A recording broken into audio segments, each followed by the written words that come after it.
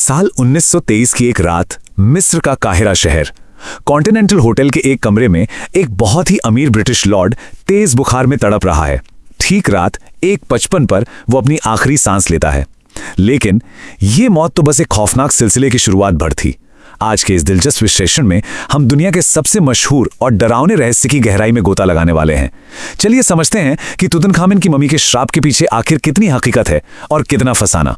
भाग 1, श्राप का जागना। तारीख थी 5 अप्रैल 1923।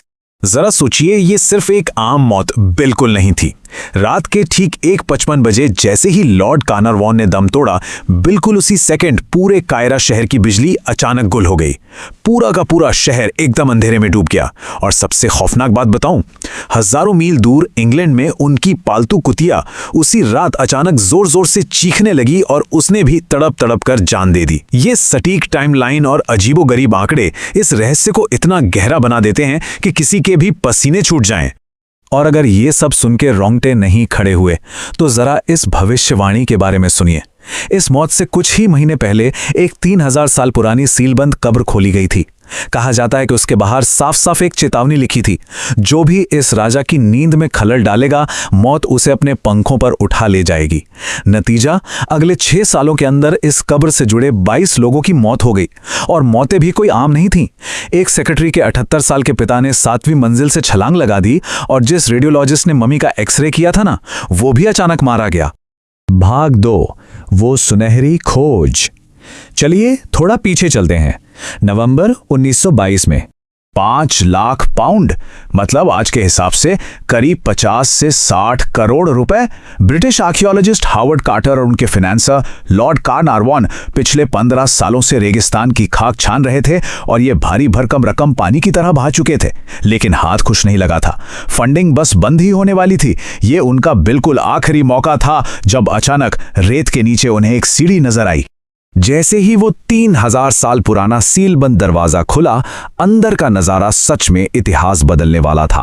5398 बेशकीमती चीजें एकदम सुरक्षित हालत में, 10 किलो शुद्ध सोने का डेथ मास्क, अंतरिक्ष से गिरे उल्कापिंड के लोहे से बना एक जादुई खंजर और 130 छड़ियां, सब कुछ बिल्कुल वैसा ही रखा था जैसा 3000 साल पहले राजा तूतनखामेन की मौत के वक्त छोड़ा गया था। ये इंसानी इतिहास की बिना किसी शक के सबसे बड़ी आर्कियोलॉजिकल खोज थी। भाग 3, मौतों का सिलसिला और मीडिया का पागलपन। खोज के तुरंत बाद ही अजीबोगरीब अपशकुनों का दौर शुरू हो गया। सबसे पहले कार्टर की पालतू सुनहरी चिड़िया को उसके ही पिंजरे में घुसकर एक कोबरा ने खा लिया। और ध्यान रहे, मिस्र के लोगों के लिए कोबरा शाही परिवार का प्रतीक होता था। फिर लॉर्ड कार्नरवॉन के चेहरे पर एक मच्छर ने काटा और शेविंग करते वक्त गलती से उसी जगह कटने से उन्हें गंभीर इन्फेक्शन हो गया। और सबसे हैरान करने वाली बात यह है कि एक मशहूर लेखिका मैरी कोरेली ने कार्नरवॉन की मौत से ठीक 12 दिन पहले अखबार में एक पब्लिक वार्निंग छाप दी थी कि कब्र खोलने वाले को भयानक सजा मिलेगी। इसके बाद तो जैसे मौतों की एक झड़ी सी लग गई।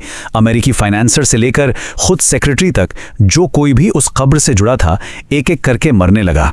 लेकिन यहाँ सबसे बड़ी विडंबना देखिए आर्थर विगॉल की। ये वो रिपोर्टर था जिसने इस श्राप की थ्योरी को दुनिया भर में सबसे ज्यादा हवा दी थी। और सोचिए, रहस्यमयी बुखार से मरने वाला वो खुद 21वां शिकार बन गया। और अब आता है इस पूरी लेजेंड का वो पहलू जो सच में दिमाग सुन कर देता है। साल 1926 में जब तुतनखामेन की मम्मी की पहली बार ऑटोप्सी हुई तो उसके गाल पर एक गोल निशान मिला। यह निशान 100% उसी जगह था जहां लॉर्ड कार्नरवॉन को उस जानलेवा कीड़े ने काटा था।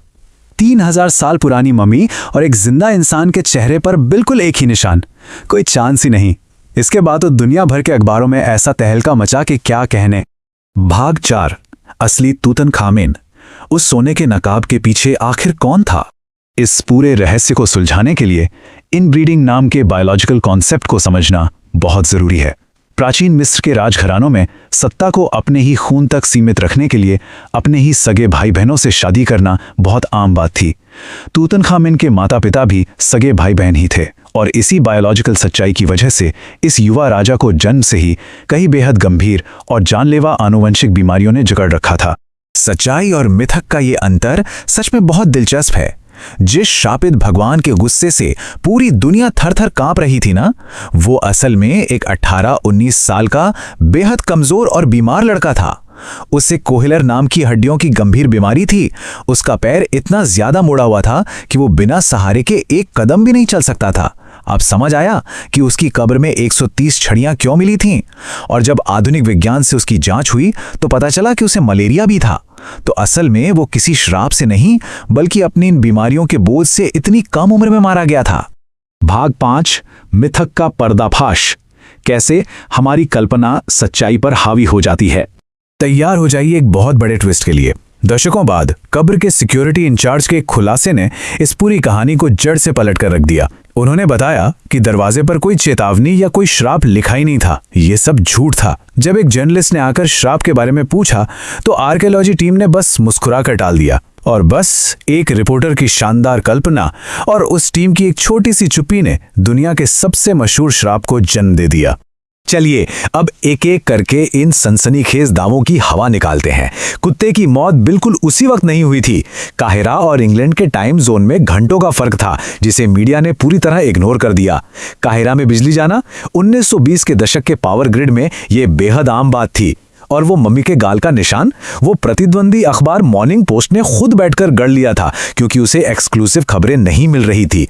और रही बात मौतों की, तो 1923 में पेनिसिलिन तक मौजूद नहीं था। एक मामूली मच्छर का काटना भी जानलेवा हो सकता था, और मरने वाले ज्यादातर लोग पहले से ही काफी बुजुर्ग या बीमार थे। और सबसे मजेदार डेटा पॉइंट तो ये है, जिन्हें इस भयानक श्राप का शिकार बताया गया, उनकी मौत की औसत उम्र पता है कितनी थी? 73 साल। 1920 के दशक की लाइफ एक्सपेक्टेंसी के हिसाब से यह एक बहुत ही लंबी उम्र मानी जाती थी। मतलब अगर इस श्राप ने सच में कुछ किया भी तो उसने लोगों की उम्र कम नहीं की, बल्कि उन्हें एक अच्छी खासी लंबी जिंदगी दे दी। अब शायद ये ख्याल आए कि फिर जो लोग सच में कब्र में जाने के बाद बीमार पड़े, उनका क्या? तो उसकी एक बहुत ही ठोस वैज्ञानिक वजह थी। हजारों सालों से बंद उस अंधेरी कब्र के अंदर एस्परगिलस नाइजर नाम का एक फंगस पैदा हो गया था। इससे बस सांस की नली में सूजन आ जाती है। आज के ज़माने में अगर ये हो जाए तो सामान्य एंटीबायोटिक से कुछ ही दिनों में ये पूरी तरह ठीक हो जाएगा। बस इतनी सी बात थी। भाग 6, सच्ची अमरता, अंतिम और फाइनल प्रूफ। इस पूरी कहानी की सबसे बड़ी सच्चाई इन मुख्य लोगों के जीवन में छिपी है। अगर कोई श्राप होता तो सबसे पहले किसे मारता? हावर्ड कार्टर, जिसने कब्र खोजी, वो डिस्कवरी के 16 साल बाद तक मजे से जिए। डॉक्टर डेरी, जिसने मम्मी को काटा और ऑटोप्सी की, वो 87 साल की लंबी उम्र तक जिए। और लेडी एवलन, जो कब्र में सबसे पहले घुसी थी, वो 1980 तक जिंदा रहीं। जो लोग इस पूरे प्रोजेक्ट के कोर में थे, उन्होंने दशकों तक एक लंबी और पूरी जिंदगी जी। हावर्ड कार्टर से जब भी कोई पत्रकार आकर पूछता कि सर, श्राप के मुताबिक तो आपको अब तक मर जाना चाहिए था, तो उनका हमेशा एक ही बेबाक और स्वैग भरा जवाब होता था, मैं तो अभी भी जिंदा हूं। तो जाते जाते जरा इस बहुत ही गहरे सवाल पर गौर कीजिए। प्राचीन मिस्र के लोग मानते थे कि इंसान सच में तभी मरता है जब दुनिया उसका नाम भूल जाए। 3000 साल तक दुनिया तूतनखामेन को पूरी तरह भूल ही चुकी थी। लेकिन क्या ये बात एकदम कमाल की नहीं है कि मीडिया के गढ़े हुए इस झूठे और मनगढ़ंत श्राप ने उस अनजान बीमार लड़के को रातों रात दुनिया का सबसे मशहूर राजा बना दिया। आज इतिहास में उसका नाम अमर है।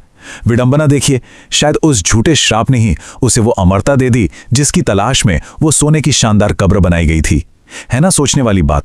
आज के इस जानकारी से भरे सफर में जुड़ने के लिए बहुत बहुत शुक्रिया। उम्मीद है कि यह विश्लेषण बहुत दिलचस्प लगा होगा।